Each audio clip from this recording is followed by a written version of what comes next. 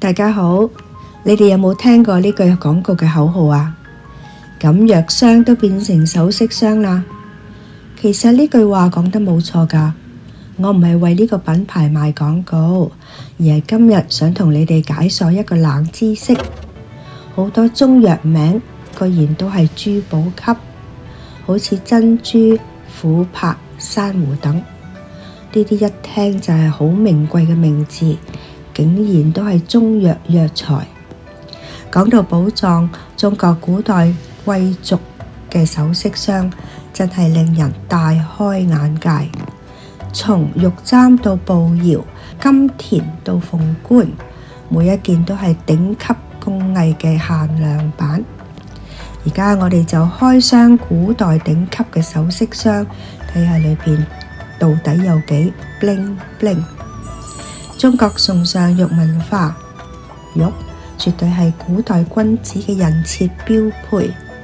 孔子誇讚玉有10德，就係仁、智、義、禮、樂、忠、信、天、地、德。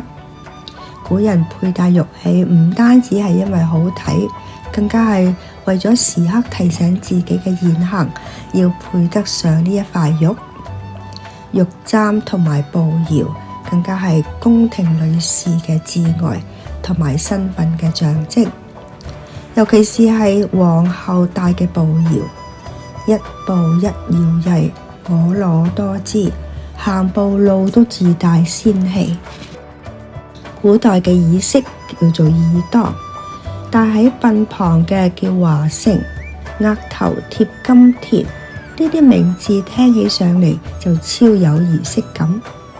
古代男男女女都愛戴冠飾，冠飾種類繁多，係身份、等級同埋禮儀嘅象徵。唐代國力強盛，首飾也瘋狂，黃金、玉石、珠寶要幾華麗有幾華麗，要乜嘢款有乜嘢款。花樹狀金步搖、金梳背、玉梳背、花田等等，插喺髮髻上嘅件件都係珍品，令人眼花繚亂。唐代仲流行戴簪花，有啲簪花係真花，比如武則天層次8冠御前紅紫牡丹花，但有啲簪花係用金銀珠寶做成嘅假花。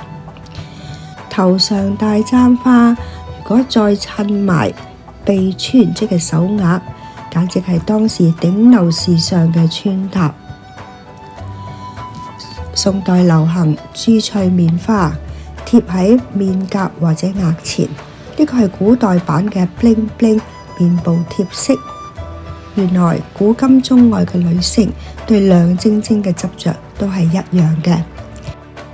明代貴族已婚女性嘅標配係滴髻加頭篾，滴髻係金銀絲編成嘅髮網，頭篾係一套插喺髻上嘅首飾。其中最經典嘅係孝端皇后嘅九龍九鳳冠，佢係由點翠、紅寶石、珍珠等鑲嵌嘅鳳冠，堪稱古代珠寶首飾嘅巔峰。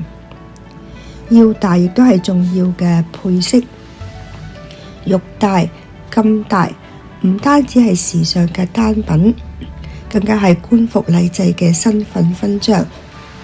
古代上班族連條腰帶都要講派頭。清朝朝官嘅頂戴更加係等級分明。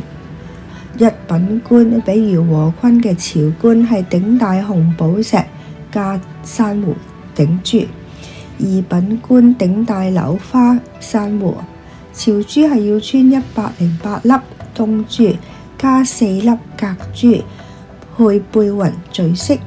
呢一套朝官嘅首飾係權勢嘅象徵。呢啲璀璨奪目嘅首飾唔單止係古代財富與工藝嘅巔峰，更加係審美歷史嘅記載。